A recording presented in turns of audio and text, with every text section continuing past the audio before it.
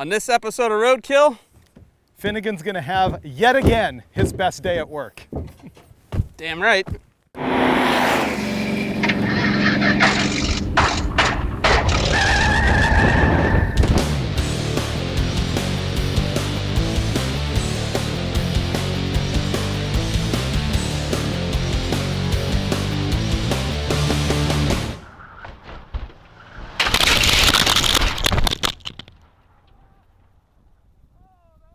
You know, on Roadkill, we've pretty much proven that we can do anything and somehow it entertains somebody, even when we diss Lamborghinis. And so when we ran out of time to do an actual good show this time, we decided to go with gratuitous violence. This will be the best show ever.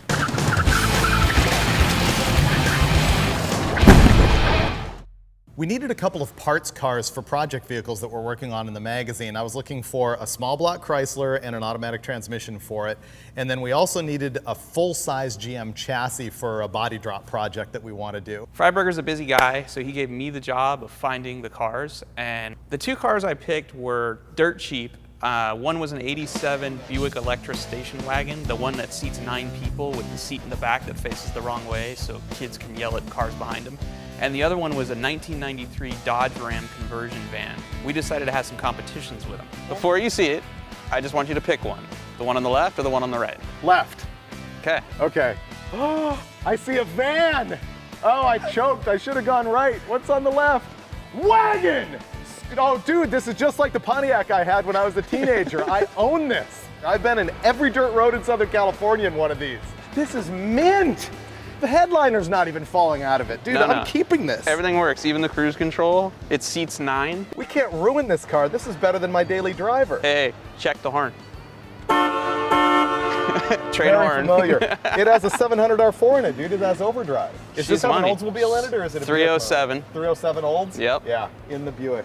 It makes a whopping 140 horsepower, and this thing weighs 4,300 pounds. Oh, I don't care. I can throw this thing around like no tomorrow. You choked. Show me the van, though. You ready for this? Porno van. Check it out. Captain's chairs, the rear couch folds into a bed. Sweet. It's got a TV, a VCR. It's got a lot of DNA. Supposedly 220 horsepower back in the day. This is over 5,000 pounds. This could not be more perfect. This is awesome. Are you ready? Bonk. Nice. I feel like I'm in Vegas. Oh, this is gonna be genius. Let's get to it. The first thing I think we should do is drag race him to see who's actually got more power. I think I'm gonna lose that one, but whatever. I'm gonna run into him right now. Oh, this thing has a broken motor mount. I normally have a lot of respect for old cars. The idea of bashing on these was kind of bugging me, but the truth is, conversion vans are worthless. We would have never done anything with them. Yeah, baby. And the Buick wasn't as good as it looks, and it won't pass smog, which in California makes it worthless. Okay, here's the deal. I'm gonna honk 3 times. On the third one, go, and the first one through those 2 cones wins. Your mother.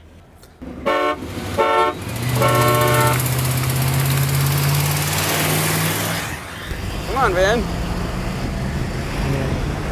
See ya!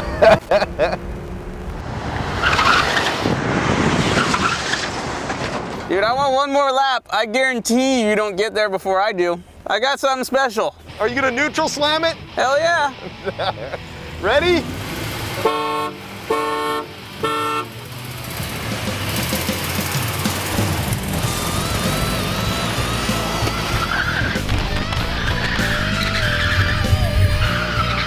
I pulled the only move a cheating SOB would.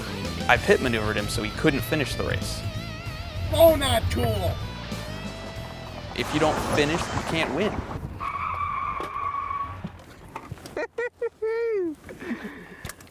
There's no better feeling in life than watching your boss loop out a car after you've crashed into him on purpose.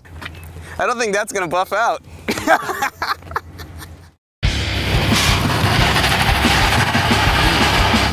The magazine has a permanent autocross setup at El Toro that we use for vehicle testing, but it's new. And so we're not that familiar with it, and we both had to take some practice laps. And then we're gonna do 2 time laps. The best lap time wins the deal. I won't jag you on the time if you don't jag me. I don't need any extra help. Okay, are you ready? Yes, sir. 1, 2, 3.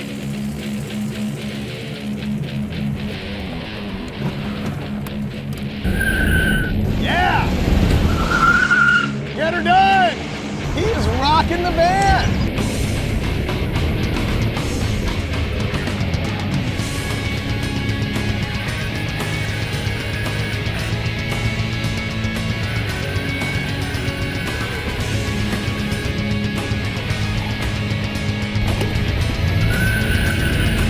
Here he comes! Got it! Dude! That was impressive. 128, and it looked brilliant. Dude, I can do better than that. It's a severe lack of traction in the corners of this thing, unhooking all that brute torque, just spinning the tires. Oh, if you had a posi, you'd be unstoppable. Dude. There's a little bit of fear in me right now. You should be afraid. This next run, I'm letting it all hang out. Okay, I'm ready. After the first lap, I knew I was losing time in some of the corners where the thing just didn't have any traction. And so I made a few corrections on lap number 2, which I felt pretty good about. Ooh, he's picking up the pace. I think he's ahead. Oh, dude! 126, 2 seconds down. That's awesome, but I can beat it. I had Chinese for lunch. You know what my fortune cookie said? I lose? You're gonna loop this bitch out at the end of the track down there. If only. But good luck though, okay, ready? Yep. Let's go! Oh, that hubcap's coming off.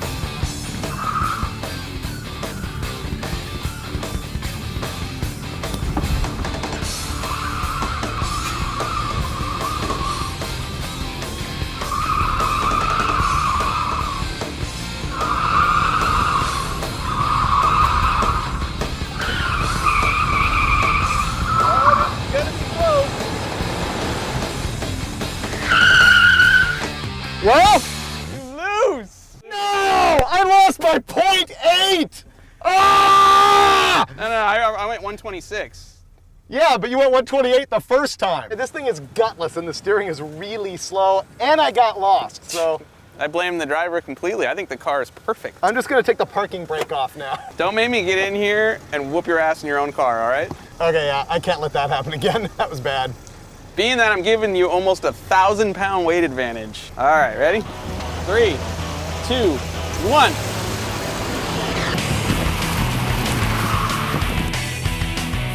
Oh, he looks smoother. He doesn't look as good as I look, but he looks smoother. 1 minute. This is not good. He's picked up a lot of time. Now my second lap, when I actually went around the course like I was supposed to and kind of had the hang of it, I ran a 119, 9 seconds quicker than my first lap. And on an autocross, 9 seconds is light years. Holy. Guy picks up 9 seconds. What, did you find your balls or something in the last turn? 119.3. Thank you! I want to go again. That ain't fair. 5 practice laps. And so, of course, I won the autocross. All the autocross really proved was that Freiberger had a better handling car. I wanted to do an event that would showcase who's the better driver. So next we moved on to our obstacle avoidance challenge. Here's the plan. Rockford, the old reverse 180. We're gonna speed down this way, flip the car around. The goal is maximum action through the boxes, and then you gotta get through the 2 cars without hitting them. Thread the needle with the van. That's it. I like it. I'm going first. All right. The key to doing a Rockford is to nail it in reverse. And what you want to do is lift off the throttle and spin the steering wheel at the same time. And the car will come around, and just at the right moment, you have to go from reverse to drive.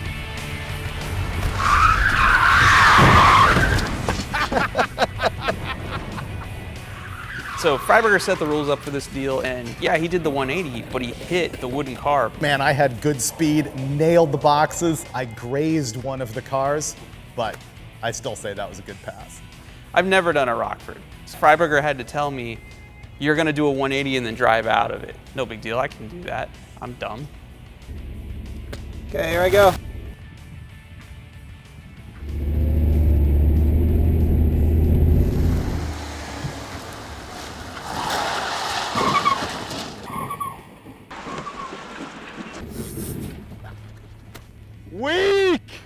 I couldn't see out the back window, and I just wanted to make sure the thing would spin around without tipping over. So we set it up again, and I went for pass number 2, and I was being a little bit too cautious that time because I didn't want to hit the car again.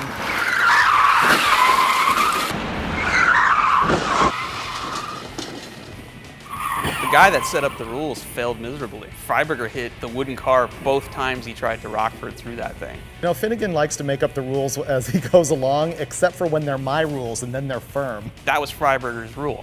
Got to follow Freiberger's rule. Yeah, the first Rockford I did, that was kind of a test just to see if it would flip over. It was weak, but the second one, bitchin', went all the way through there with style, without hitting either car. I mean, I threaded the needle with this big ass van. I don't know. Van wins. Who won the Rockford Challenge? This guy. You suck. Here's why. I had to teach you the autocross, teach you how to drag race, and teach you how to Rockford. I won. Do you know where you are right now? I'm in the winning position. You taught me nothing. I'm in the pole position, dude. Oh my God, let's go through this again. Autocross, 5,000 pounds, 4,000 pounds. You won by a few seconds. Drag race, you need to learn to drive better. Because if you tried to pit maneuver me, I would have avoided it. And then in the Rockford, after teaching you how to do it and you failed, I completely Wait. If I remember correctly, Rockford, you hit a car, I threaded the needle with a van, a Dodge Ram 250. Okay, we have to pick a winner because the winner gets to decide what we're gonna do tomorrow. I won. I win. No. I win. Coin flip. Rock, paper, scissors? Rock, paper, scissors. Ready? Rock, paper, scissors. You lose. Oh, you pick. Suck it. We're going off-roading. Off-roading? Yes. I'm down with that. Right now, out of here. We packed up at El Toro and the next day headed out to the Mojave Desert.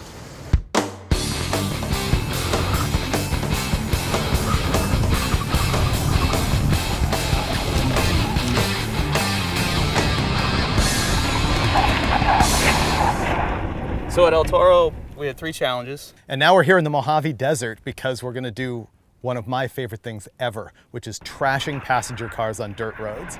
I'm gonna challenge you to actually not break the van on the very first competition because I wanna have some fun today. Limitations. Yep. I'll try. No guarantees though. The first thing that we're gonna do is the rally cross, which is like an autocross except for it's on dirt. It's sort of a small road rally. But we're gonna change it up a little bit because we're gonna do it side by side. Each of us wants to have the inside lane, so we're the first one to the first left-hand turn. And so to shoot it out on who's gonna get that, we're gonna have a head-to-head. Not a tug-of-war, but a head-to-head. And I'm counting on the Ram and all its might to put the wagon in the dirt. I don't mind losing the head-to-head, so I may just put it in reverse and see if I can make him crash.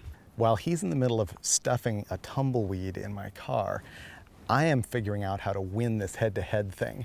And the thing to do is to just stand on the brakes and wait for him to start spinning his tires. And as soon as he does, his van gets easier to push because it's breaking traction. And so that's how I'm gonna win that deal and get pole position. We're not tug-of-warring, we're pushing.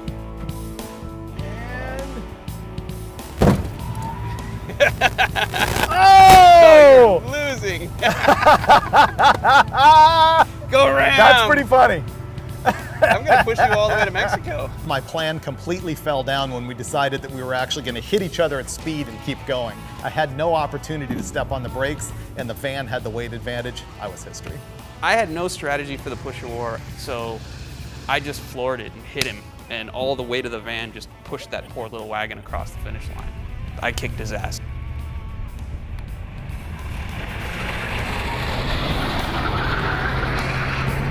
We couldn't afford orange cones, but we did find pink strollers. We're gonna use them to mark our course. I'm a little freaked out that Freiberger used baby strollers to set up the course. I don't know what that says about him because I dropped out of psych class after 2 weeks in college. I thought it was appropriate. We're children, it works. This is pretty soft. Do you think we might have an issue? Not the first time. I think getting stuck just makes it more fun. Okay, can I take one of these home? They're not very sturdy strollers. I have a feeling that won't matter. Not many strollers withstand 5,000 pounds of van.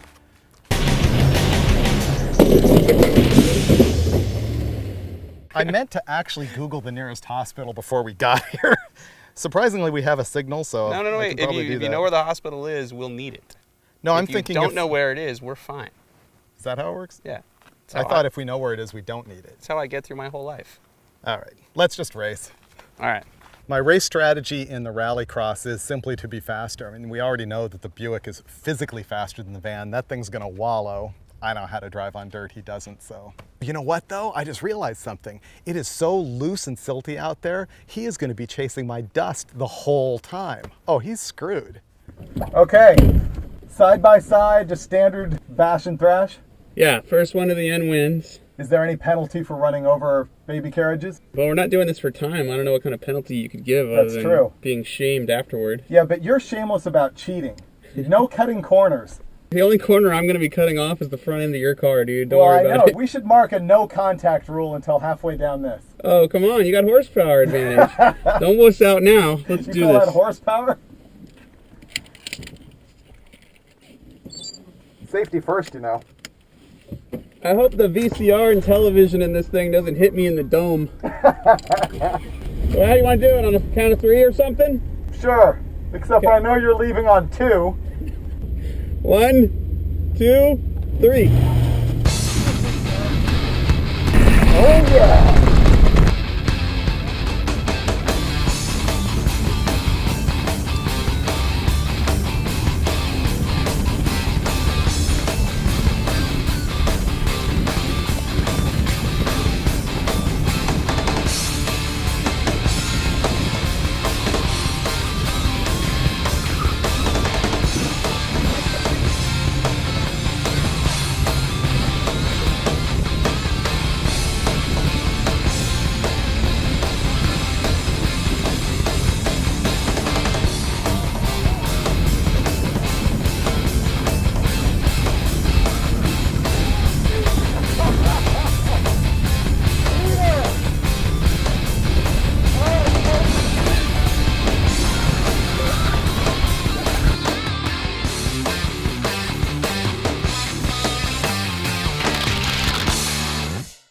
I ended up nerfing him, sending him off the track. The van spins left and all I see is a giant mound of dirt. And I braced myself and said, oh crap. The van launches into the air and bouncing a couple times. I'm dazed. The van's making weird noises. My neck's killing me. And I went and smashed the strollers for the win.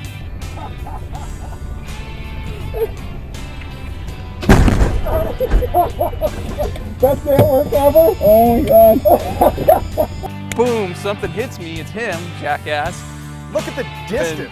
Look where you landed versus where you launched. Yeah. Check this out. Well, see, look, here's the landing point, but I don't even see where you launched. I cleared the doubles, dude. Did It's you back clear there. the doubles? There's no way. Yeah. No.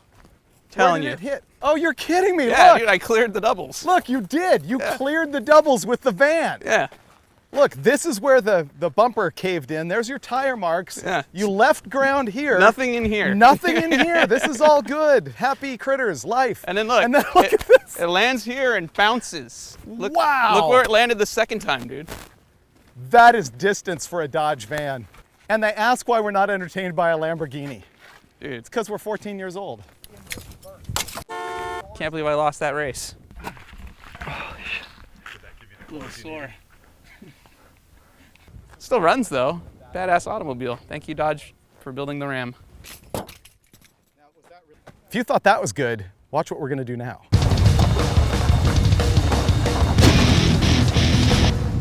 Yeah, I feel a little sore, but I'm ready to go. The first turn of the rallycross, just to the inside of it, had a giant lip that actually ended up being perfect for launching these things for the jump contest. So what we did was we just hauled ass down the straight, cut the corner a little sharper than we had in the rallycross, and just boom. Oh shit.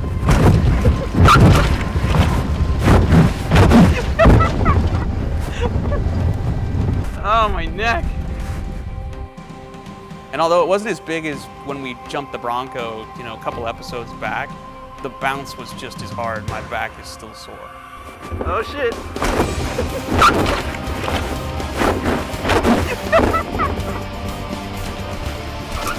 This is the point where judgment really just went straight off the cliff. Because we bought that Buick to take the chassis out from under it, but at the same time, it seemed like a really good idea.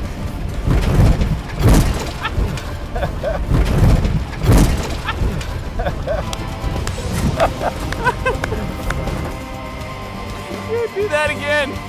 Was it quality? It was good, but the back wheels aren't off the ground. You got to go bigger. What? Yeah. I bounced like 6 times. Did you get back wheels off the ground? Oh, dude, I don't know, but my spine's killing me. Oh, yeah. Go again. No, that hurt. You were this close from having the back wheels off the ground. It was nice. That hurt. Dude, the van killed it in the jump. I don't even think the wagon left the ground.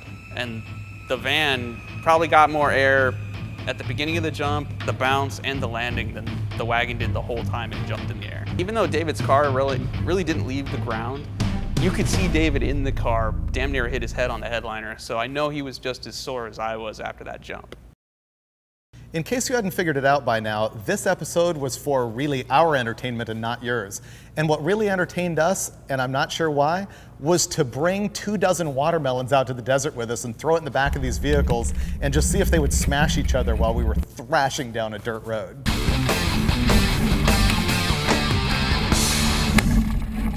I don't know who came up with this idea, but after we killed our backs jumping these things, we decided to go as fast as we could down a rut-filled road. If you really want to make the watermelon thing justifiable, I'm going to call it science. This was really about checking the plush ride quality on the van versus the wagon. And the challenge was to see which vehicle would smash the fewest amount of watermelons. So what we're doing now is the scientific water smash. Never mind. Ready? David went first, and the wagon actually looked like it soaked up the bumps pretty good. Although you could see watermelons in the windows bouncing up and down, which was pretty funny.